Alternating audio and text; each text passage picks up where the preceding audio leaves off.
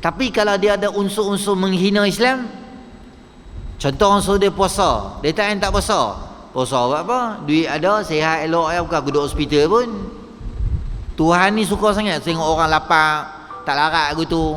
Lepas tu paksa orang sembahyang tarawih pula malam. Iya, agama ni susahkan orang lah.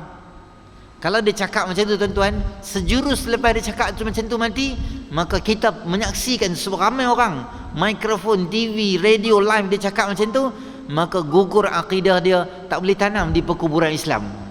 Unta Nabi ke apa dia, kereta aku baru beli BMW baru yang keluar apa 8 series 8 sengkang 32 apa, saya tengok paper tadi. Allah, kereta memang hebat gitu. Kita ada kereta tu pun kita tak boleh kata alah unta Nabi apa dia, aku memang mes lagi laju pada unta Nabi. Dengan niat menghina, tuan-tuan tahu jadi apa? Balik rumah hang bagi tahu kat aku nak tanam hang kat mana. Satu, jerat dekat Sungai Ara ada satu. Nombor dua, payah terbung ada satu, besar sikit. Hak bapak lagi besar ada dekat mana? Dekat Kampung Pelet ada, on the way, belah penanti tu. Ada 3 lokasi. Hang beli mozaik bawa kat rumah, lain semua kami buat hang. Terkeluar daripada Islam, tak boleh hina gitu. Pada bab berkaitan dengan kelebihan iman,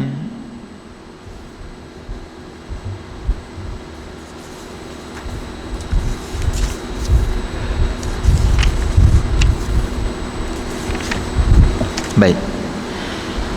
Qala al-musannif rahimahullahu ta'ala wa nafa'ana Allahumma bi'ulumihi fid darain ya amin ya rabbal alamin. Al-imanu fi sadril mu'mini wa la yatimul imanu illa bitamamil fara'idhi was sunan wa la yafsudul imanu illa bijuhudil fara'idhi was sunan. Faman naqasal fara'idha faridata bighairi juhudin uqiba 'alaiha wa man atammal fara'idha wajabat lahul jannah. Kata Nabi SAW, bermula iman itu di dada orang mukmin itu. Tiada sempurna iman melainkan dengan sempurna segala fardu dan yang sunatnya, yakni menunaikan keduanya dengan sempurna dengan rukun dan syaratnya. Dan tiada binasa iman melainkan dengan mengingkari akan fardu sunatnya, yakni keduanya serta fardu jua. Maka barang siapa mengurangkan satu fardu dengan tiada ingkar akan fardunya, disiksa akan dia yang meninggalkan itu. Adapun yang meninggalkan fardu serta ingkarkan wajibnya, maka sesungguhnya jadi kufur ia, yakni ittifaq ulama atas fardunya. Dan barang siapa mengerjakan fardu dengan sempurna, wajib baginya syurga. Dan barang siapa menyempurnakan sunatnya, bertambah darjat di dalam syurga. Baik, malam ni nak cerita sikit kat tuan-tuan berkaitan dengan iman. Iman ni apa tuan-tuan? Yang pertama sekali, iman ni adalah keyakinan dalam diri dia. Bukan sekadar dia sebut dengan mulut dia saja, tetapi dia mesti buktikan di dalam diri dia dan di dalam perbuatan yang dia buat seharian tu. Dua benda lah. Yang pertama yang nama dia adalah fardu, dan yang kedua adalah semua benda-benda sunat dikerjakan oleh dia. Kita tak boleh kata urusan sembahyang, urusan fardu dan sebagainya, semua ni adalah urusan berkaitan aku dengan Tuhan. Maka siapa pun tak layak persoalkan benda tu. Tak boleh cakap macam tu. Kerana orang yang ada iman ni, dia mesti nampak benda fardu tu dia buat di hadapan dia. Benda yang disuruh oleh Allah tu lah. Kalau dia secara luaran tudung tak pakai, tetapi dalam masa yang sama dia kata saya memang tak pakai tudung, tapi urusan tudung tu urusan saya dengan Allah. Orang tak boleh nak persoal benda tu. Semayang tu hubungan saya dengan Allah, kamu tak boleh nak, tak ada hak nak persoal benda tu. Maka orang yang cakap macam ni ada kekurangan dari segi akidah dia. Kerana benda fardu yang diarahkan oleh Allah Subhanahu Wa Taala suruh dia buat, maka benda tu mesti dilaksanakan dan orang mesti tahu yang dia buat tu. Orang mesti tahu.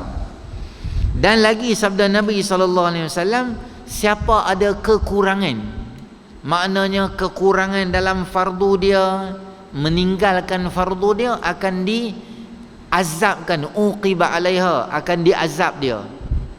Kalau kita tak semayang 5 waktu ataupun tak menunaikan zakat, puasa, haji, itu rukun Islam. Selain pada rukun Islam, banyak lagi lah. Hubungan kita dengan manusia, amanah yang diberi pada kita, jawatan yang diberi kita tak guna dengan elok, semua benda-benda yang difardukan, yang dimestikan kita ni buat. Kalau kita tak buat, maka akan diazab kita disebabkan keingkaran kita tu. Tu akidah kita ahli sunnah wal jamaah. Kita kena fahamlah benda tu. Dan tuan-tuan, orang yang tak semayang dan dia tak mau semayang berbeza dengan orang yang mengingkari perintah semayang tadi tu.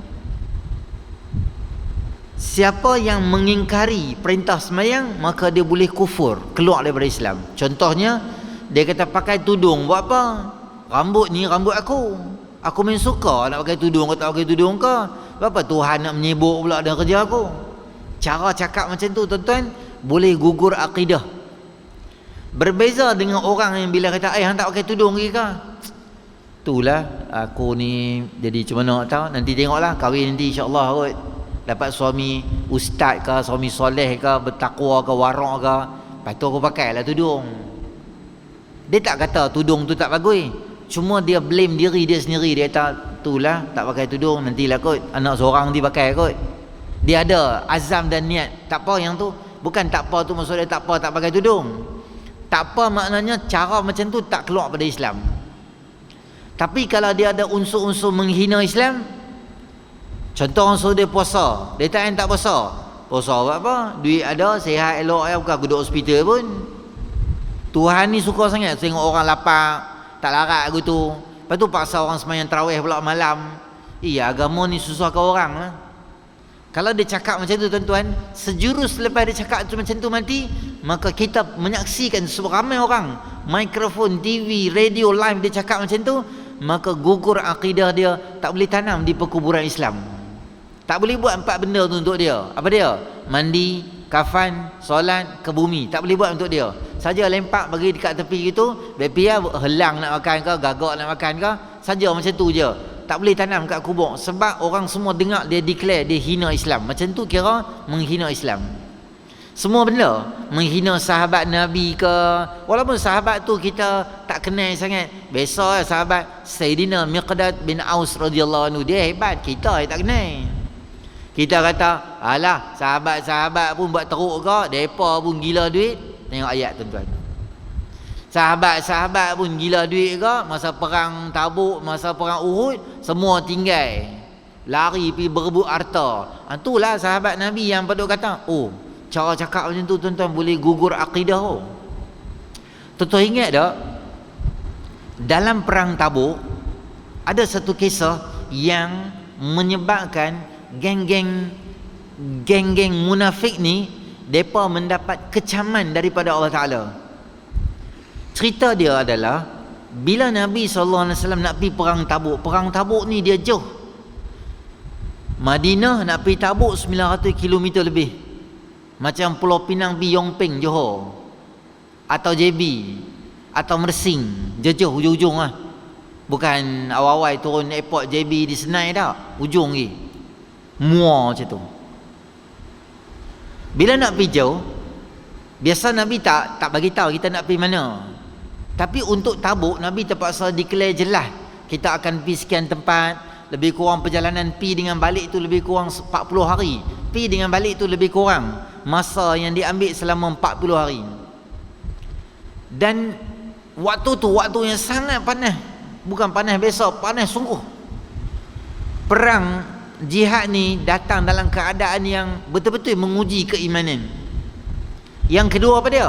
Masa tu pokok-pokok kurma, pokok-pokok buah kurma ni dah masak, cukup masak time dah, tunggu nak jatuh ya.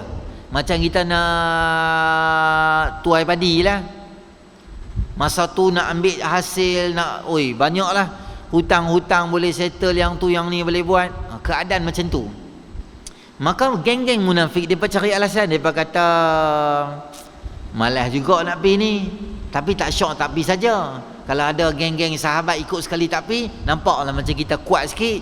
Kalau kita aja tak pergi, pakat-pakat geng kita aja, nanti orang kata pula kita ni geng-geng jahat ke tu. Okey, je kita try cakap dengan sahabat. Kod-kod lah depa rasa macam tak payah nak pergi.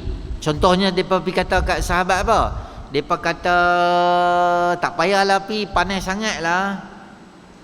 Panas sangat, tak payah pergi lah, perang-perang pun semua buat teruk ya.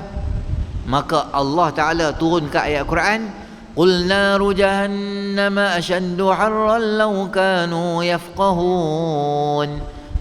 Katakan pada mereka, orang-orang kafir, orang-orang munafik ni, abang kat mereka, neraka tu esok lebih panas lagi daripada cuaca. Ni cuaca aja ni, nanti kalau tak pergi perang, maksudnya neraka esok lagi panas. Mereka dengar ayat tu, mereka tak berani masuk campur lah.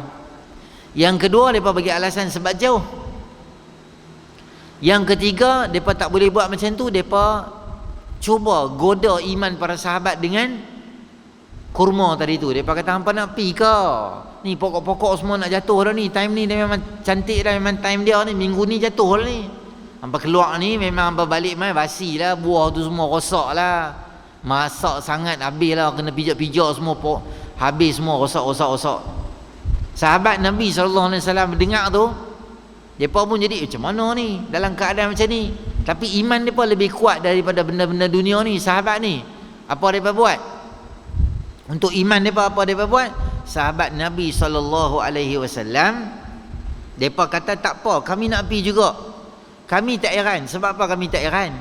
Sebab kami nak pergi ni pada pemberi rezeki. Yang ni rezeki Allah Ta'ala bagi. Yang bagi adalah Allah. Kami nak pergi cari dapat keredaan Allah. Mestilah Allah akan jaga kami. Tak makan saman juga.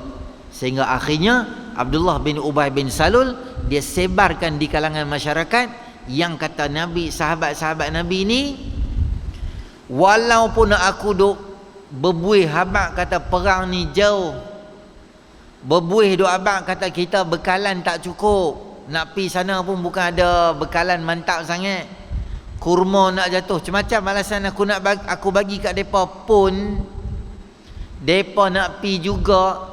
Maknanya sahabat Nabi nak pi perang ni aku tahu dah sebab apa. Kalau orang Pulau Pinang kata nak cari ketui, nak duit, nak senang, nak harta ghanimah, rampasan. Sebab tu depa nak pi. Benda ni sampai ke telinga Nabi SAW, dan Nabi sangat marah dengan peristiwa itu. Allah Subhanahu Wa Taala turunkan ayat Al-Quran yang cerita tentang helah yang akan dibuat oleh orang-orang munafik ni. Bila Nabi SAW dengar, Nabi panggil Abdullah bin Ubay, hamai sini. Nabi tanya, betulkah hang ada cakap macam ni? Hang kata sahabat Nabi perang ni macam ni. Hang ada cakap macam tu ke tak ada? Allah turun ayat Quran. Sebelum mereka jawab, package jawapan mereka tu, Allah turun versi ayat Quran. Wala in sa'altahum la yaqulunna innama kunna nakhudu wa nal'ab. Qul abillahi wa ayatihi wa rasulihi kuntum tastahzi'un. Kalau kamu panggil mereka wahai Muhammad dan tanya kat mereka, la yaqulunna, pasti mereka akan berkata innama kunna nakhudu wa nal'ab, kami main-main je. Mereka akan jawab macam tu. Betul. Macam mana ayat Quran bagi pada Nabi SAW, mereka takut sangat. Mereka kata, betulkah hampa kata kat sahabat Nabi macam tu? Geng-geng munafik ni dia kata apa? Wahai Rasulullah SAW, takkanlah kami nak kata macam tu. Lagi pun kami melawak je. Alah, member-member kami kecil pergi sekolah rendah sekali, pergi tadika sekali, semua balik naik bas sekolah, naik van sekali, semua kawan-kawan kami je duk main goli bila kecil. Alah, kami melawak ya. Melawak dengan kata para sahabat pulun nak pergi perang sebab mereka nak harta rampasan. Maka Nabi SAW marah sangat pada mereka ini, sehingga Nabi tak maafkan mereka. La ta'taziru qad kafartum ba'da imanikum. Jangan maafkan mereka, kata Allah Ta'ala. Perangai hampa yang cakap macam ni, kata Allah Ta'ala, qul abillahi wa ayatihi wa rasulihi kuntum tastazi'un. Awak hampa tak ada benda lain ke nak buat main? Hampa punya motif hampa nak buat lawak ni, cari Allah, cari Nabi, cari Islam, cari sahabat. Yang tu hampa punya topik, hampa punya buah nak buat lawak yang tu ya. Tak ada benda lain. Cara Allah tanya ayat tu marah tu bila cakap macam tu dekat para sahabat. Lain riwayat menyebut orang-orang Quraisy, orang munafik pegang unta, kaki unta Nabi sallallahu alaihi wasallam terseret-seret dekat padang pasir. Maknanya maaf kalau kami tak cakap macam tu. Tuan-tuan bayang, manusia sebaik-baik manusia macam Nabi diarahkan jangan tengok. Maknanya kalau bahasa kasar kita, hang punya pasal ya, terseret hang kat jalan ke, badan hang, baju hang, jubah hang masuk pasir ke apa, hang punya pasal. Aku tengok pun tak mau. Diarahkan oleh Allah, jangan maafkan mereka. Maka tuan-tuan, kita dengan sahabat Nabi SAW, dengan Islam lah semua benda jangan buat lawak. Capal Nabi ke, tu kasut Nabi tuan-tuan. Mulia tu sampai ke mana? Sampai naik ke Isra Mi'raj, naik sekali dengan kasut tu. Kasut kita Levi's, kasut Puma kita, duk main kat bawah ni, duk main kat gym ya, paling bawah sekali, paling hebat sekali pun Metropolitan Sungai Ara. Jogging pagi-pagi saja gitu. Habis hebat lagi, up power yang mantap sekali mana? Taman Belia. Tu pun kera 14 ekor ikut kat belakang. Tu yang paling hebat sekali kasut kita. Tapi capal Nabi SAW bukan sebarangan, sebab dia ada hubung kait dengan baginda Rasul sallallahu alaihi wasallam. Maka tak boleh hina lah. Unta Nabi ke apa dia, kereta aku baru beli BMW baru memang keluar apa 8 series 8 sengkang 32 apa, saya tengok paper tadi. Allah, kereta memang hebat gitu. Kita ada kereta tu pun kita tak boleh kata alah unta Nabi apa dia, aku memang mes lagi laju pada unta Nabi. Dengan niat menghina, tuan-tuan tahu jadi apa? Balik rumah hang bagi tahu kat aku nak tanam hang kat mana. Satu, jerat dekat Sungai Ara ada satu. Nombor 2, payah terbung ada satu, besar sikit. Hak bapak lagi besar ada dekat mana? Dekat Kampung Pelet ada on the way, belah nanti tu. Ada 3 lokasi. Hang beli mozaik bawa kat rumah, lain semua kami buat hang. Terkeluar daripada Islam, tak boleh hina gitu. Tak kira lah unta ke, kuda ke, kaldai ke, Nabi SAW ke, Nabi Yusuf ke, Nabi Ayub ke, Nabi Daud ke, Nabi Isa ke. Nabi Isa Nabi Kristian, tak apa kami beli kutu Mana Nabi Isa Nabi Kristian, berapa? 25 Nabi yang kita kena ingat, termasuk dalam ulul azmi. Siapa dia? Nabi Allah Isa AS. Wajib, tak wajib apa nama, tapi wajib kenal. Kalau orang sebut Isa ni Nabi ke tak? Isa Nabi lah, Nabi Isa tak kenal. Okey. Kalau kita kata Ilyas tu Nabi ke tak? Ilyas tu Nabi lah. Kan ada Nabi Ilyas. Ilyas tu Nabi tak? Dia kata Ilyas tak pasti. Ada member aku seorang duk jual spek mata pasal malam, nama Ilyas tak? Dia tak tahu. Dia ingat member dia ada kekurangan dalam akidah. Isteri-isteri Nabi tak ingat tak apa. Tapi orang bagi tahu Ummu Habibah isteri ke tak, kita kena tahu. Kalau orang bagi tahu Khadijah, orang bagi tahu Aisyah tu anak ke isteri, dia dah lama fikir. Orang start motor balik dia doa lagi. Maksudnya dia tak tahu. Tu kena jaga sikit lah. Adalah buku bahan bacaan, belilah sikit kat rumah. Pergi mana-mana bila-bila kan, pergi kedai buku, beli buku-buku akidah biasa lah. Siapa isteri Nabi, siapa sahabat Nabi SAW, akidah basic-basic pasal apa Islam kata tentang syurga, tentang neraka, tentang konsep pahala, tentang konsep dosa, kedatangan Dajjal, kiamat, mahsyar, mizan. Tu basic akidah kita tu, sikit-sikit kita tahu. Tu okey tu, bagus tu. Jangan tak tahu apa sangat. Lepas mati jadi apa? Tak tahu apa yang mati jadi apa pun tak tahu. Jadi dia tak tahu apa. Yang dia tahu drama, 7 hari mencintaimu, 8 hari bencimu, 13 hari terajang, semua dia hafal. Tapi akhirat, yang tu kita tak apa kemas sangatlah macam tu. Baik. Tapi kalau kita just sekadar tak semayang dia kategori dosa, tapi dia tak terkeluar daripada Islam, masih Islam lagi. Dan kata pengarang rahimahullah taala, sabda Nabi sallallahu alaihi wasallam, barang siapa yang sempurnakan sunat maka dia jadi hebat lagi lah. Benda sunat ni tuan-tuan, kalau kita tak buat pun tak apa, tak ada masalah, tapi dia menambahkan lagi, nak bagi elok lagi, cantik lagi. Contoh meja kita tuan-tuan, meja ni cantik lah, kemas dah, kayu memang power dah. Tuan-tuan tengok AJK bubuh apa, buh tisu. Kalau saya sembunyi tisu ni, cantik tak meja ni? Cantik, elok tak? Elok. Tapi dia buh tisu, takut abuan ustaz bersin, acim ustaz boleh tutup, atau ustaz tu sesema, dia lak-lak hidung. Bagus tak buh tisu? Bagus. Jadi dia menambah aksesori. Ada ayak, kalau tak ada ayak boleh tak? Boleh aja.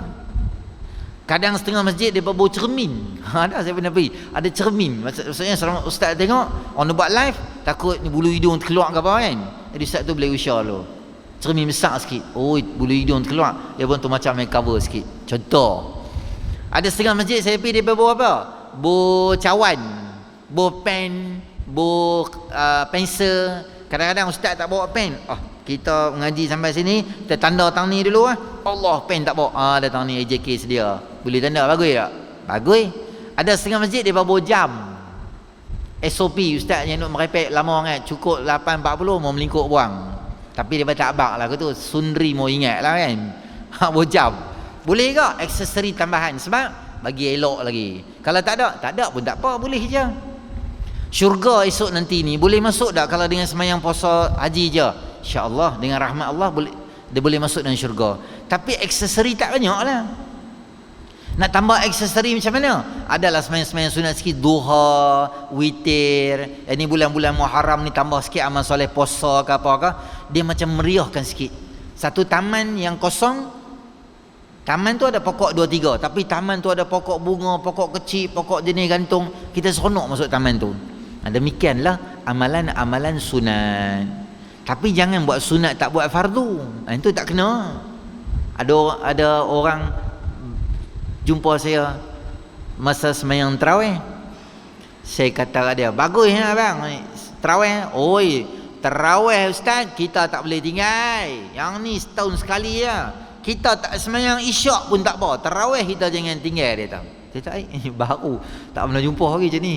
Dia kata yalah ustaz, tarawih setahun sekali, isyak bila pun boleh dapat.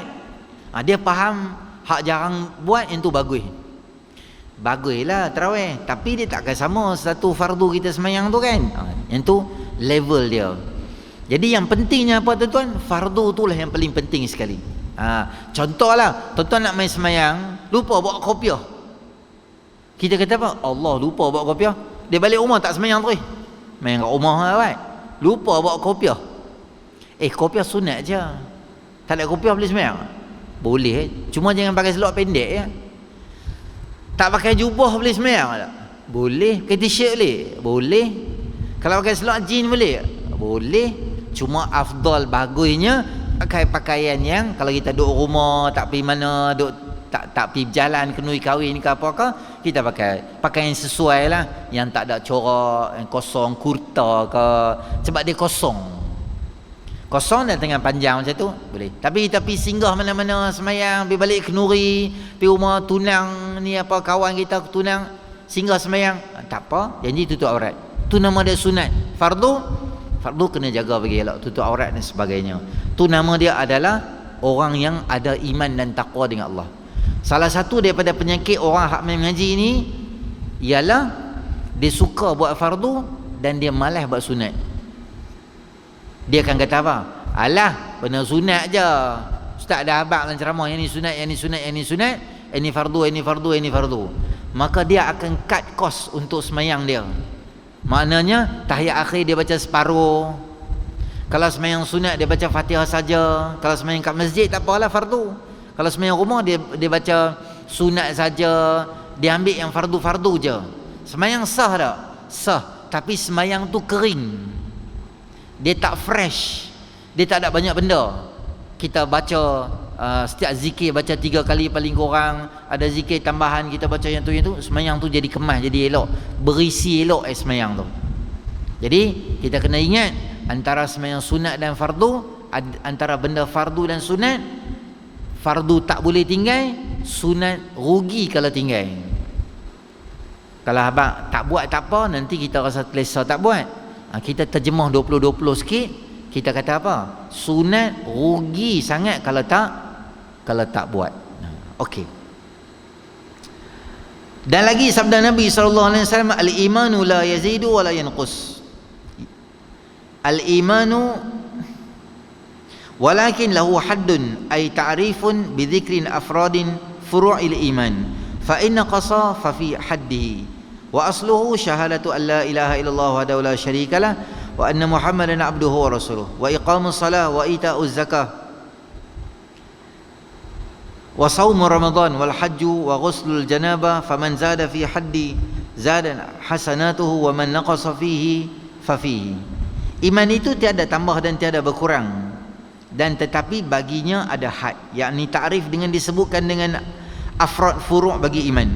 Maka jika kurang ia, maka iaitu pada hadnya, yakni jika kurang iman maka kurang ia pada hadnya, tiada pada diri iman dan asal syahadah la ilaha illallah. Baik, iman ni satu keyakinan yang kita kena faham ni adalah dia punya konsep dia untuk kita manusia biasa ni, dia naik, dia turun.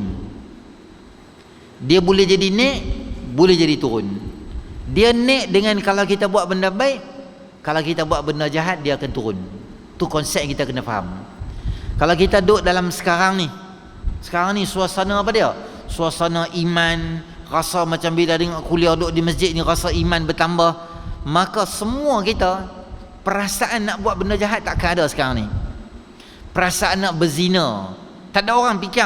Lepas kuliah ni, ingat ni singgah 7-Eleven beli Carlsberg lah satu saja, minum duduk traffic light gitu. Tak ada orang fikir tu. Sebab apa? Bila iman kita naik, benda jahat tu dia akan hilang daripada perasaan nak buat benda tu, dia takkan ada. Tapi bila iman kita turun, iman kita lemah, dia boleh jadi lemah disebabkan apa? Disebabkan beberapa benda. Satu, dosa yang kita buat. Yang kedua, member yang kita kawan. Kalau kawan-kawan kita seharian kita duk kawan dengan member yang tak dorong kita ke arah akhirat, maka peluang iman kita nak turun tu dia sangat besar. Dan yang ketiga, iman kita boleh turun bila kita tak duduk dalam suasana. Kita duduk dalam suasana yang baik, kita akan terdidik nak buat benda baik.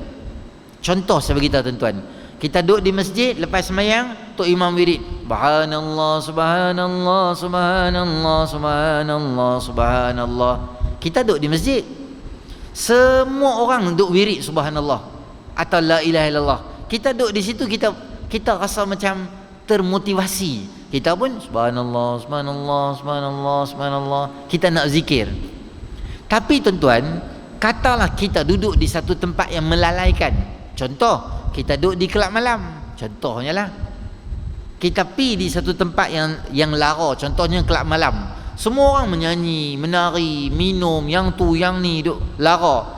Masa tu kita tak terdorong mulut kita nak sebut la ilaha illallah, kan dia jadi jauh sangat. Tapi masa tu nak buat benda jahat, dia seronok. Sebab suasana semua tu dia memang mengarahkan kita nak buat benda macam tu. Sebab tu bi'ah yang salihah atau suasana yang baik tu sangat-sangat penting. Tuan-tuan pernah dengar tak satu kisah tentang seorang lelaki yang dia bunuh 99 orang. 99 orang dia bunuh dengan pisau berdarah. Dia berjalan-jalan, dia kecewa dan dia rasa resah dan dia serabut sangat. Dia jumpa satu rahib. Rahib ni ahli ibadat lah, dia pernah jumpa. Dia kata, macam mana ni, boleh tak tolong aku? Aku ni bunuh 99 orang. Aku jadi serabut lah, macam mana ni? Dia tu kata, 99 orang hang bunuh? Tuhan tak ada ampun lah, hang hantar lah seorang bunuh seorang pun dosa besar lah. Ceramah out tu dengan dia tu. Dia tu dah stres, depress, serabut sangat. Ustaz ni dah ceramah panjang duk cerita aku masuk neraka pula. Lala dia bundarkan pada ratus yang hampir 100 dia buh terus kawan tu. Alang-alang 99 bagi cukup 100. Tapi dia jadi serabut tau, bunuh banyak orang jadi serabut. Akhirnya dia jumpa satu ulama. Kisah di Bani Israel. Ulama tu nasihat kat dia, boleh, Allah Tuhan Maha Pengampun. Dia seronok bila kita motivasi kat orang yang lemah tu, orang yang keadaan depres, bila kita cakap benda baik dengan dia, dia akan segar minda dia. Dia kata, betul ke Allah boleh ampun? Boleh. Syarat dia dua benda. Satu, hang kena tinggalkan kampung ni. Sebab apa dia suruh tinggal kampung ni? Sebab kampung ni ada dua benda tak elok. Satu, member hang tak elok. Yang kedua, hang duduk di suasana tak elok. Orang semua kenal dah hang ni perompak, pembunuh, orang semua kenal. Dan hang ada kawan yang banyak jenis macam tu. Hang kena tinggal dua benda ni. Hang pi di kampung hujung tu, di sana ada orang baik-baik, pi kawan dengan mereka. Bila hang pi sana, hang dapat kawan yang baru, hang dapat bi'ah atau hang dapat suasana yang baru. Hang tinggal semua benda jahat ni.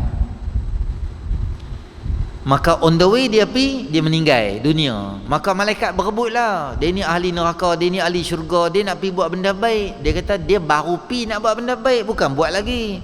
Dia ni tengok ni, berlambak dah benda jahat dia buat. Maka akhirnya datang satu malaikat, buat satu penyelesaian antara dua malaikat tu, kita ukur. Kalau tempat dia nak pi tu dekat dah dia nak jadi baik, dia kira baik lah. Kalau tempat dia nak pi tu jauh lagi, macam dia dekat dengan tempat jahat, dia kira jahat lah. Bila ukur, Allah Subhanahu Wa Taala dengan niat ikhlas dia, Allah pendekkan bumi, lipatkan bumi. Maknanya masa ukur dekat nak sampai dah tempat baik. Tempat jahat, tarik tali tu jadi panjang. Maknanya macam dia dah jalan dekat nak jadi baik dah. Dia tak buat lagi baik, tapi Allah terima ibadah dia. Tuan-tuan muslimin rahmati oleh Allah, sebab tu kita nak jadi orang baik kena ada dua benda ni. Kawan yang baik, suasana yang baik. Kawan baik ni tuan-tuan nak cari kat mana? Tak payah cari jauh, di masjid ni lah kawan-kawan tuan-tuan.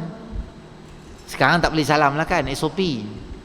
Hari biasa tak salam tak apa, tapi kita kenal, oh ni jemaah masjid, ni duduk di lorong 7, ni duduk di 8, ni duduk di belakang kampungku, dia ni belakang dekat Dewan, dia ni kat rumah 3 tingkat tu, dia ni belakang rumah Dr. Rahim. Kita kenal. Sebab apa?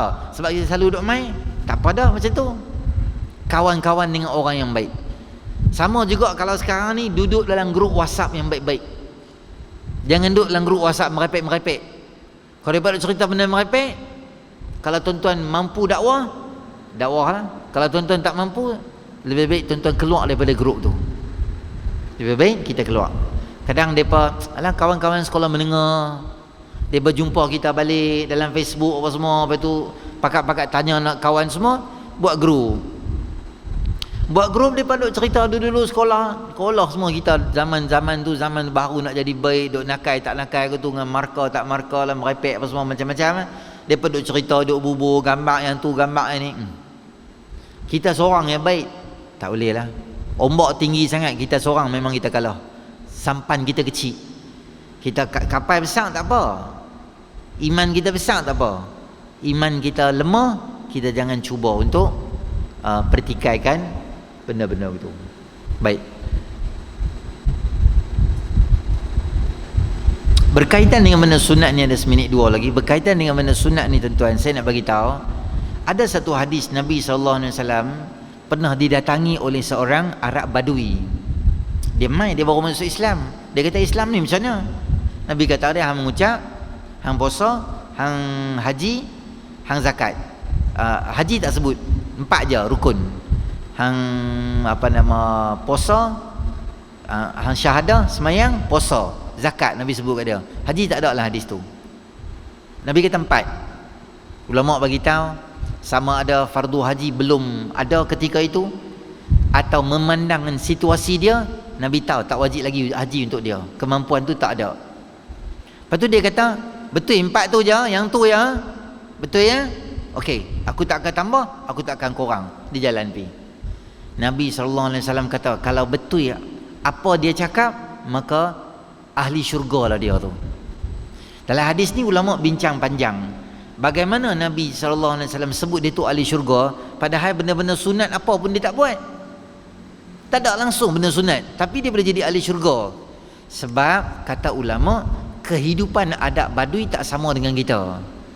Arab Badui ni tuan-tuan, dia, isteri dia, anak dia dengan unta. Tidur 2-3 bulan dia tak syok, dia pindah randah. Dia macam kaum nomad. Dia malas dia pergi pindah ke tempat lain. Sagi dia pindah tempat lain. Dia tak ada kawan-kawan. Dia tak ada grup WhatsApp hak mengumpat bos. Dia tak buat asing. Dia tak ada grup Telegram hak kutuk kawan dia. Dia tak ada geng-geng mengumpat tepi-tepi sambil dia jual Tupperware, sambil tu jual Tupperware sat je. Mengumpat setengah jam, jual Tupperware setengah minit je. Dia tak ada. Pahala dia tak kurang kot tu. Dan dia pun tak tengok siapa, bukan ada siapa. Macam kita pergi pasar raya, habislah nerap dah iman kita. Pahala duk faraid sini, faraid sana. Dia ada siapa nak tengok? Habis kuat unta je tak pakai seluar. Tu je. Bukan ada orang lain. Dia, anak dia, seri dia. So pergi pula jalan, yang tu je. Habis kuat pun, itulah aurat unta. Unta bukan ada aurat. Macam tu je. Jadi pahala dia tak kurang. Kita selalu kena backup dengan benda-benda sunat sebab pahala kita rajin kurang. Terlalu banyak kurang. Dia kurang kot jari lah sekarang ni. Dia banyak ada. Kurang kot jari, kurang kot voicemail. Pahala duk habis macam tu je. 20-20 nya pahala. Jadi hati-hati supaya kita jangan hilang pahala kita dengan sengaja nanti. InsyaAllah. Baik, kita akan bertemu dalam siri akan datang lagi. InsyaAllah masih lagi berkaitan dengan iman. Jadi kita terpaksa berhenti di sini dulu. InsyaAllah ikut SOP yang dibenarkan sampai waktu isyak. Yang baik pada Allah, yang kurang sempurna tu atas kelemahan saya sendiri. Minta maaf banyak-banyak kalau ada terkasar bahasa dan sebagainya. Auzubillahi minasyaitanirrajim. Bismillahirrahmanirrahim. Alhamdulillahirabbil alamin. Wassalatu wassalamu ala asyrafil anbiya'i wal mursalin wa ala alihi ajma'in. Allahumma anfa'na bima 'allamtana wa 'allimna ma yanfa'una wa zidna 'ilma. Rabbana atina fid dunya hasanah wa fil akhirati hasanatan wa qina 'adzabannar. Sallallahu ala sayyidina Muhammadin nabiyil ummi wa ala alihi ajma'in. Walhamdulillahirabbil alamin. Subhanakallahumma wa bihamdika.